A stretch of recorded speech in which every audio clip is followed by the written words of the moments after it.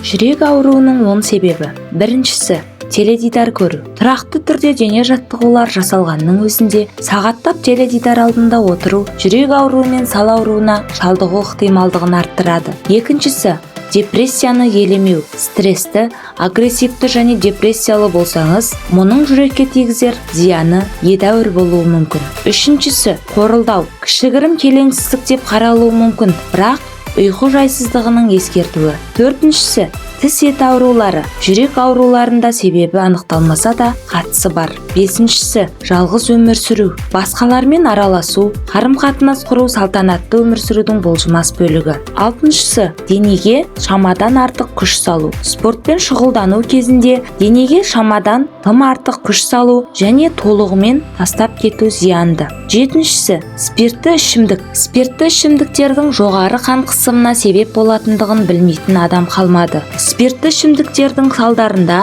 пайда болатын артық салмақ та жүрек саулығына кері әсер етеді. Сегізіншісі, тым көп тамақ жеу. Аз жеу керек. Шекерлі сусындардың орнына қарапайым су ішу керек. Нан және ұн тағамдарын азайту керек. Шекер, май, калорий көлемі тым жоғары азықтардың азықтық құнарлығы төмен болады. Тоғызыншысы, темекі. Темекі шегу жүрек үшін басты бәлекет. Оныншысы, тұз. Неғұрлым тұз көп тұтынылса, қан қысымы да соғұрлым арта түседі. Жүрекке ең пайдалы нәрсе диета, жеміс-жидек пен көкөністер.